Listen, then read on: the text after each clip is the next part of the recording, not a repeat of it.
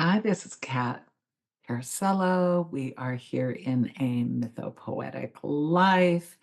This is a series of creative conversations, and through this season of shifting towards a new year, we're peeling back layers of memories, layers of energy.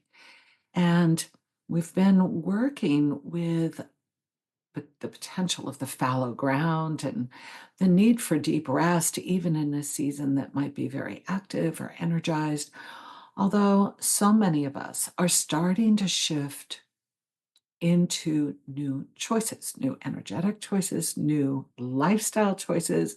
And I think this is so potent and powerful.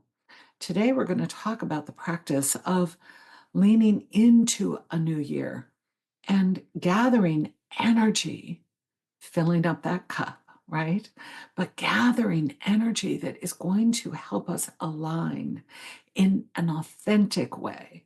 And I always think it's very important when we're choosing a word of the year or working with energy that is visioning not to be too pushy, not to be too proactive or pushy, but to really create an invitational space where things can get peeled back and revealed, because that's where you're going to find a much more authentic energy. And you can explore and say, maybe it's this, but I'm not quite sure yet. So you have full permission to not know and to wait and let something come through, and gift yourself with a little bit of time and space in the layers of learning. Because that's one thing that is always happening through every season, in every year, in every moment of life. We are learning. We are learning how to feel, how to see, how to move in a world that is also rapidly changing. And so too are we. So when we choose something new for ourselves, we have to have the energy to generate that choice, because choosing is active. And if you're feeling depleted, it's really hard to meet yourself. That self care, that time to consider where you're beginning again is vital, but it's not necessarily active in the way that you might think vitality needs to be. So, again, tempering your energies or tempering your choice points. Well, I've always done it this way, and I feel better when I rush it. And some of us do, right? But how can we start to explore different scenarios if we don't investigate them? And the best way I know to investigate is through art as process, to actually start to redefine and explore the potential on the page in the process, working with materials or energy or images or words, weaving poems and finding pieces of your story, allowing it to scatter in your space and become kind of a living altar so that you can meet it and test its energetic exchange. You are the litmus test. You get to test what is authentic and aligned. And that's not always a quick process. Sometimes it is, and sometimes it's not. So you get to explore what will come this year. This year, it felt this way. Last year, it did something different. Next year, it's probably going to come in a new way again. I love. Here's a poem that I think is going to speak to these layers.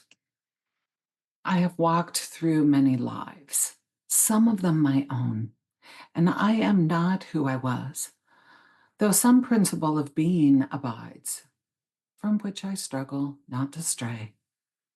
When I look behind, as I am compelled to look, before I can gather strength to proceed on my journey, I see the milestones dwindling towards the horizon. And the slow fires trailing from the abandoned campsites over which scavenger angels wheel on heavy wings. Oh, I have made myself a tribe out of my true affections, and my tribe is scattered. How shall the heart be reconciled to its feast of losses? In a rising wind, the manic dust of my friends, those who have fallen along the way, bitterly stings my face. Yet I turn, exulting somewhat, with my will intact to go wherever I need to go. And every stone on the road precious to me. In my darkest night, when the moon was covered and I roamed through wreckage of nimbus clouded, voice came through and directed me. Live in the layers, not in the litter. Though I lack the art to decipher it, no doubt, the next chapter in my book of transformations is already written. I am not done with my changes.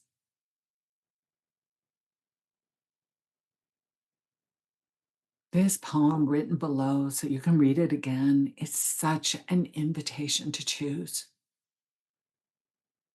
what is coming through for your next, but not to abandon the fact that love and loss and not knowing and rhythmic, energetic shifts can impact you. Those from the external world and those from the internal world. But this is a moment when you can claim, I am not done with my changes, and then choose a new direction. And I'm going to give you a guided meditation below to just prepare that space for turning and finding something that is true to you that will guide you in those next steps and honor the layers of your life.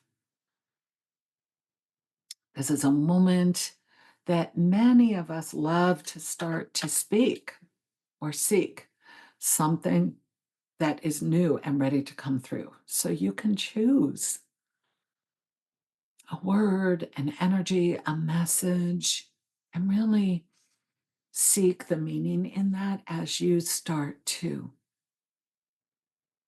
meet this moment. Find your way and step into a story.